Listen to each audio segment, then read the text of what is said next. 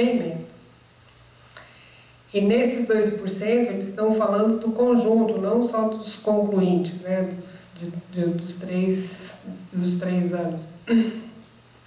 E nesses 2%, tem quase 1% que gostaria de fazer, mas que não fará por conta da baixa valorização da profissão. Esse é um estudo que a Fundação Carlos Chagas tem, inclusive, feito. Então, é uma discussão grande. A gente vive nas instituições o esvaziamento dos cursos de licenciatura e vive, ao mesmo tempo, uma falta de professores de inúmeras áreas na educação básica, né? Assim, tem me espantado, inclusive, a falta de professores nas séries iniciais da educação básica, né? Que a gente fica com... Quando você pega dados de formandos de pedagogia, assim, teoricamente não deveria estar faltando professor, a gente está com falta de professor de alfabetização, né? Então, isso é uma das coisas que começam a ficar extremamente complicadas. E eu tenho vontade de contar para vocês, no curso de pedagogia que a gente tem, uma das coisas que tem chamado a nossa atenção é que o aluno, a aluna, a grande maioria aluna, a gente festeja quando a gente tem algum menino na sala, porque isso faz diferença, né, até para a composição das turmas. As alunas começam o curso animadas, felizes, né? E até pela quantidade de oferta de trabalho que tem e pela dificuldade financeira dessas alunas, porque na verdade a escola municipal ela é uma escola ambígua, ela é pública, mas é privada, né? Eles se envolvem, as alunas rapidamente se envolvem em projetos, porque a gente tem muitos, em estágios. No segundo semestre, tem me espantado de como essas alunas estão cansadas, esgotadas, feias, desarrumadas, exaustas, e de como isto afeta, inclusive, o processo de formação dessas alunas, né? Então, elas terminam todas com 2 jornadas, e a faculdade é a 3ª jornada. E aí, na faculdade, onde há um espaço de deságua de todas as queixas e de todas as dificuldades que elas vivem. E aí, a primeira solicitação é de que o processo formativo precisa ser relativizado, né? Eu estou usando relativizado por conta de não querer usar a palavra que mais adequada. E então a gente vive constantemente esse processo e essa dificuldade, porque eu estou sempre insistindo, olha, mas vocês voltam, vocês ficam na rede, quer dizer, em que momento a gente quebra esse círculo? De forma mal o professor, tem o professor mal na escola básica, o aluno que chega na faculdade, o aluno do qual a gente reclama porque ele não sabe ler, porque ele não sabe escrever, e aí, mas aonde a gente vai parar? Quem rompe isso, né? Eu tenho insistido que quem tem que romper é a universidade mesmo. Eu acho que a universidade precisa assumir uma responsabilidade nesse processo de formação e romper, né? É claro que eu sei das dificuldades disso, e a gente tem vivido, mas em algum momento alguém precisa dizer, não, vamos tentar fazer uma formação bem feita, apesar de todos os problemas, e ver o que acontece. Bom, aí, só para esclarecer, assim, eu não sei exatamente como a professora Cleusa entendeu, mas eu não sou contra currículo, né, nem sou contra rol, né, desde que o rol não seja uma apostila do positivo, né, ou uma apostila comprada, porque currículo tem uma discussão que não pode deixar de ser feita, até ouvindo a fala da professora quando ela diz assim, olha, tem lá uma emenda de inclusão de uma nova disciplina, dizer, currículo sofre 2 impactos fundamentais, que uma é a questão ideológica, outra a questão econômica, muito bem discutido pelo Cunha, quando ele aponta que no momento em que eu insisto para ter uma disciplina como ensino religioso, né, e eu vou pegar só essa de exemplo, assim, isso é uma questão ideológica que também tem um impacto econômico, porque daí o ensino religioso alguém precisa ministrar, alguém precisa pagar, e a igreja fez todo um esforço para que quem pagasse fosse o próprio Estado. Então, veja, qualquer discussão curricular eu não posso desconectar dessas duas questões, quer a ideológica e quer a econômica. Quando eu escolho um livro didático e quem acompanha os valores que envolvem as compras de livro didático, tem, claro, um impacto ideológico em qualquer opção econômica, em qualquer opção curricular. Quando eu decido que tem que ter espanhol no curso, no ensino, eu estou decidindo e estou impactando esse currículo economicamente e ideologicamente. Eu não sei se vocês lembram, o curso de letras no currículo mínimo tinha que ter obrigatoriamente a disciplina de literatura norte-americana, né? Essa disciplina era uma encomenda norte-americana e era um currículo que foi constituído na época da Revolução, né? Então, veja, hoje não tem que ter literatura norte-americana, mas no ensino básico e mesmo no ensino superior, nós circulamos e quando vejo a gente está definindo currículo. Ao definir currículo, eu defino por algumas razões, né? Eu escolho e decido o que deve conter um currículo por algumas razões.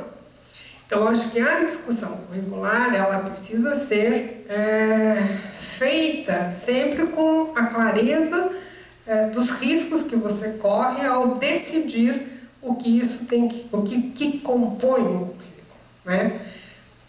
Na medida em que há uma decisão de diretrizes curriculares para o ensino superior, houve uma tentativa de não entrar nessa discussão de exatamente qual a disciplina você tem que ministrar. E se define mais uma questão de perfil e de competências e vai por aí.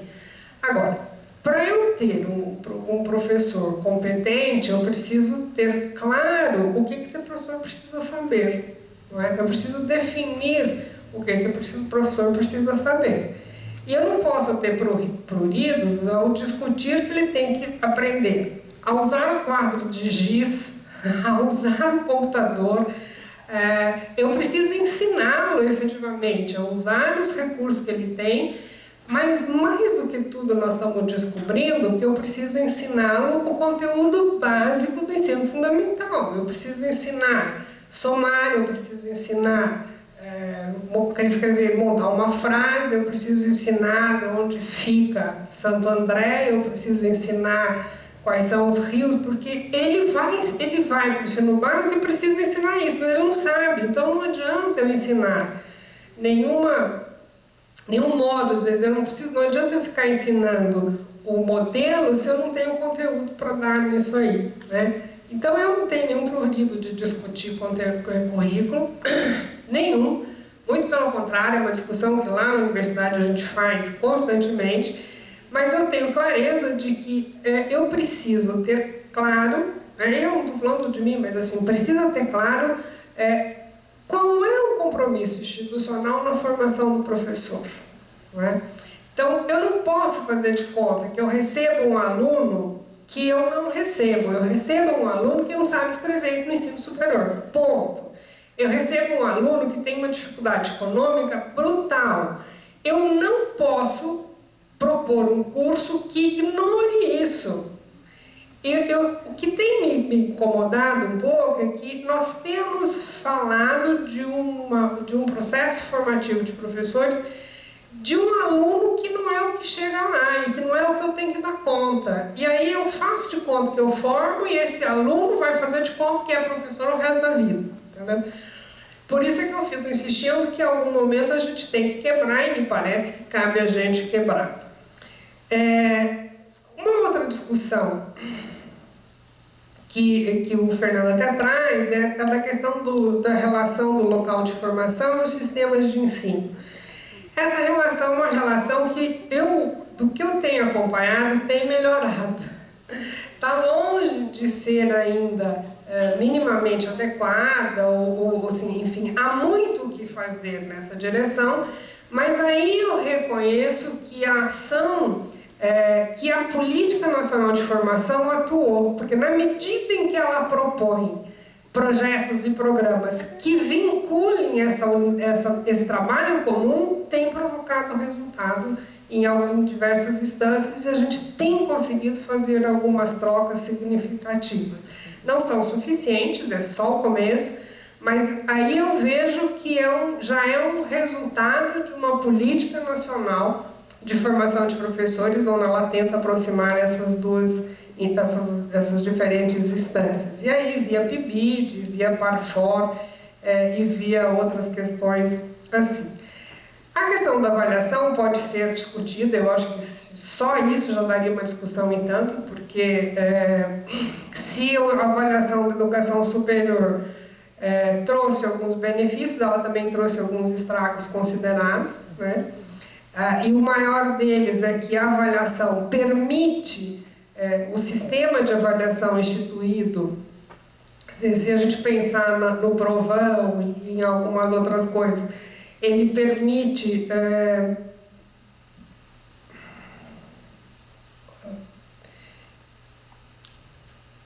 a gente deixar um pouco nublado, efetivamente, o que é feito na escola, né? Assim, o sistema de avaliação permite as escolas tomarem algumas medidas para que ela não se mostre, ou para que os resultados não revelem a dimensão do que efetivamente é feito nas escolas, né? A gente tem vivido algumas atuações do governo, até modificando algumas questões no sistema de avaliação por conta de que as escolas rapidamente aprendem a administrar a seu favor esse sistema.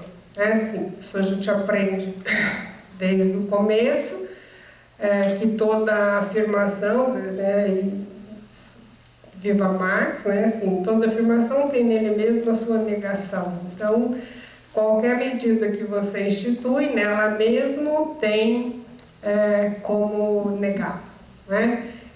Mas eu acredito que a Política Nacional de Educação tem como fundamentos, e um dos fundamentos dela é a avaliação do sistema. E eu fico torcendo para que a gente vá aprimorando. A gente tem algumas experiências bem-sucedidas, outras não tantas, e por aí vai.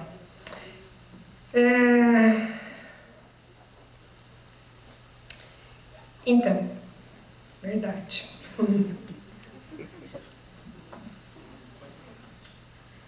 Bom, são tantas coisas, né, tantas provocações aqui, que a gente fica meio perdido, nem começar nem terminar. A gente não vai terminar, né, porque tem muita coisa para ser falada. Mas eu vou voltar um pouquinho na questão que eu coloquei da qualidade, né? Eu sei que assim, a gente tem, todos os professores temos noções do que queremos como condições de trabalho na sala de aula, né? A questão salarial, a questão da gestão, a questão da violência na escola. A gente sabe qual é o cenário que a gente gostaria de trabalhar. Mas eu acho que, para além das condições de trabalho do professor, eu estou pensando em qualidade mais em termos do egresso, né? Esse aluno que sai da sala de aula, né? O que é... Como a gente mede a qualidade do ensino que ele recebeu, né? O que mede? Quais são os instrumentos? Então, por exemplo, passar no vestibular pode ser uma medida de qualidade. Se for aprovado, então, ótimo, ele teve um ensino de qualidade. Se ele entra no mercado de trabalho, ou simplesmente se ele sabe ler, escrever, fazer uma interpretação de texto. Vamos chamar isso de qualidade? Então, eu acho que, quando eu falo da qualidade, eu falo assim, da necessidade de esclarecer bem esse termo, né? Junto aos profissionais mesmo. Eu acho que esse termo não está muito claro, né? A qualidade é uma coisa muito ampla, ela permite várias interpretações, vários níveis de profundidade, que eu acho que falta uma discussão maior em cima dessa concepção de qualidade. O Enem, por exemplo, né, que é um instrumento, né, que veio, de certa forma, substituir os vestibulares das universidades federais, eu acho que é um bom instrumento, né? Eu não sou contra esses instrumentos, né, de avaliação, mas a gente precisa tomar um certo cuidado para ver o que tem por trás disso, né? O Enem, por exemplo, eu acho que foi uma boa ideia, mas eu acho que ele se perdeu um pouquinho no seu objetivo inicial, né? Eu acompanhei um pouco assim das provas do Enem, né? Da qualidade da prova, e percebo que hoje o Enem está muito diferente das primeiras provas que foram realizadas. Eu acho que as primeiras provas realmente você tinha como fazer uma avaliação geral do aluno, uma avaliação do entendimento do aluno, da capacidade dele de interpretar, ou seja, várias habilidades ali estavam sendo realmente avaliadas. Mas hoje, quando eu vejo a prova do Enem, eu já vejo de uma outra forma. Eu acho que são questões tradicionais, né? Infelizmente, não sei também o que aconteceu, por que essa mudança de concepção do Enem. Então, é difícil fazer questões, né, para o Enem. Eu já participei disso e vejo que hoje voltamos a ter uma prova tradicional, como era, né, como é ainda alguns vestibulares, USP, Unicamp. Eu acho que não está muito diferente. Infelizmente, eu acho que o Enem tinha uma linha bacana, né?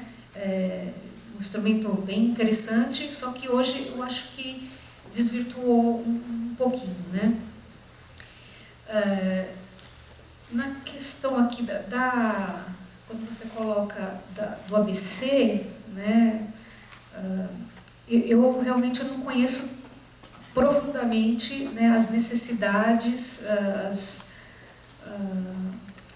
da região, né? Eu não conheço exatamente quais são as demandas da região, né? Conheço alguma coisa, como eu falei, das escolas próximas onde a gente tem mais contato, mas o ABC como um todo eu realmente não tenho conhecimento. Mas a Universidade Federal do ABC, ela está inserida nesse polo industrial e surge aí concursos de licenciatura que já faziam parte do projeto pedagógico da criação da UFABC, né? A UFABC é uma universidade que prioriza as engenharias. A maioria dos alunos, digamos 90% dos alunos, tem interesse nas engenharias, né? E os cursos de licenciatura sofrem bastante para conseguir capturar alunos para os seus cursos.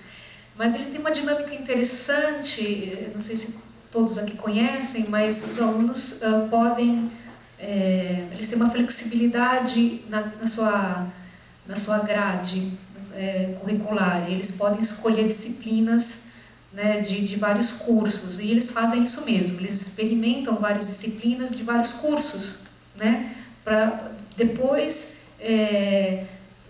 escolher definitivamente a carreira que querem seguir, né. E nessas acontece de alunos da engenharia, alunos dos bacharelados das ciências naturais, da computação, experimentam algumas disciplinas da licenciatura e acabam gostando, né? E acabam ficando, né? Isso é uma surpresa muito boa para a gente. Eu acho que esse sistema que permite essa flexibilização, né, da composição da grade curricular, ele trouxe surpresas interessantes para a licenciatura, né? Então eu acredito que a gente possa aí ganhar alunos nesse sistema, né? Então os alunos experimentam, né? Alguns realmente percebem que não dão para coisa, mas outros gostam e ficam, né? E isso tem acontecido com frequência nos cursos de licenciatura. E, para quem não sabe, a UFABC oferece licenciatura nas áreas de Física, Química, Matemática, Biologia e Filosofia, por enquanto, né? Licenciatura não, bacharelado. E temos a nossa pós-graduação, Ensino, História e Filosofia da Ciência e Matemática, né? É um programa que começou ano passado, né? Tem tido muita procura, né, de professores não só os egressos da UFABC, mas também os alunos, os professores em exercício, né, que procuram a pós-graduação. Lembrando que é uma pós-graduação acadêmica, não é profissionalizante, né? Então o objetivo da pós-graduação acadêmica é encaminhar esse aluno para pesquisa, né? Mas temos o mestrado profissionalizante em matemática, né, também. E temos a extensão universitária, que oferece cursos de especialização, cursos presenciais e cursos à distância também, que são os cursos da UAB, né? No momento, eu não sei dizer exatamente quantos cursos estão acontecendo, mas é necessário olhar no site da universidade e ver período de matrícula, o que eles estão oferecendo. Então, a cada ano nós temos novidades na extensão, né, em cursos de especialização e cursos de curta duração também. Não sei se tem mais alguma coisa. Acho que é só. Então, a gente vai abrir ao público agora, tá? E então não sei, acho que vocês querem falar no microfone. Gustavo?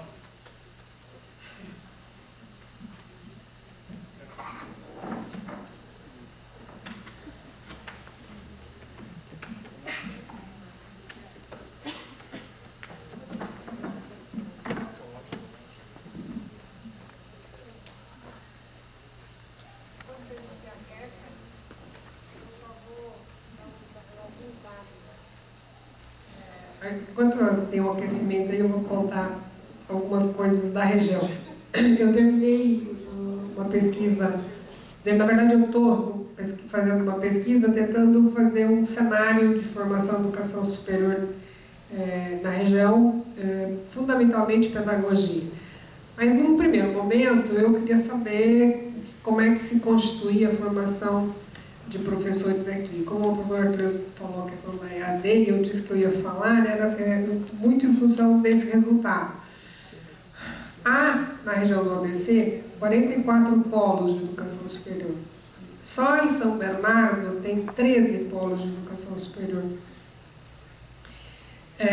E o grande impacto, o grande susto que eu levei é que essas instituições são do Brasil inteiro, né? A gente tem, inclusive, Universidade do Amazonas com polo aqui na região. Tem universidades do Rio Grande do Sul, enfim, do Nordeste, com polos aqui. Então, e agora eu estou investigando exclusivamente a questão do EAD, porque a grande maioria dos cursos, a grande maioria da oferta são de cursos de pedagogia, né? Pedagogia, administração e alguns tecnológicos e tal. E o que tem causado espécie são as propostas curriculares dos cursos. Por isso que eu não me omito em discutir currículo, porque currículo é o desenho que a instituição escolhe como processo de formação. Então, é a síntese do processo de formação. E os currículos têm sido extremamente complicados. Então, quer dizer, que tipo de diálogo uma instituição, um polo DAD que forma professor pode ter com o sistema da região? Não pode, porque ela nem existe. É uma instituição que não existe. Ela tem uma sala onde o aluno vai para o encontro presencial uma vez por mês, e o encontro presencial é feito por alguém que é chamado de tutor, não é? Isso, essa lógica é da legislação da EAD, não é? Eles não estão inventando nada. Aliás, as instituições são, principalmente as privadas, são boas em cumprir a lei. O que elas sabem é ler a lei a seu favor, não é? Então, a minha discussão em relação à EAD é o risco. Eu não tenho nada contra a EAD, desde que alguns cuidados e algumas exigências comecem a ser postas. O professor do Acre precisa de EAD? Precisa, mas ele precisa de uma EAD, inclusive, de melhor qualidade possível, que a federal de lá assuma o compromisso de fazer isso. Mas que a gente não tenha que acolher aqui uma instituição de lá oferecendo EAD que sequer conversa com a gente, entendeu? Então, essa é uma das minhas questões em relação à EAD. Então, na região a gente tem 19 instituições que oferecem cursos de licenciatura. Das 19, a gente tem 2 federais, uma municipal, 3 universidades particulares. Das 3 particulares, 2 são sem fins lucrativos. E uma delas, então, com fim... Não, 2 são com fins lucrativos. Vocês sabem o que significa uma instituição particular com fins lucrativos. E uma sem fins lucrativos. Tem um centro universitário municipal, um centro universitário particular com fins lucrativos. 11 das 19 são instituições particulares isoladas. 7 sem fins lucrativos e 4 com fins lucrativos. A gente tem oferecido na região 11.380 vagas de licenciatura, 3.100 de manhã e 8.230 à noite.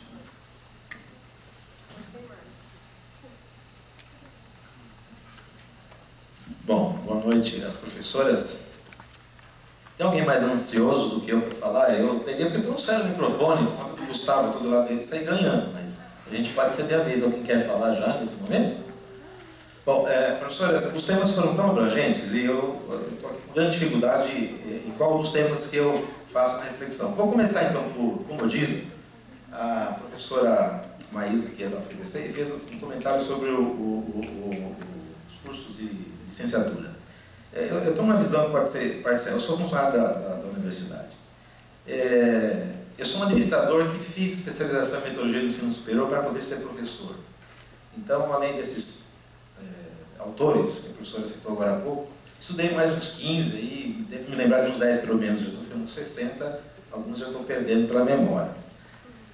No entanto, se observa no plano de constituição das licenciaturas na Universidade Federal do ABC, especificamente, por conta dessa característica de estar em uma universidade prioritariamente de ciência e de física, de engenheiros, pensando de uma certa maneira em termos de formação profissional para o mercado, ou seja, formar mão de obra, né?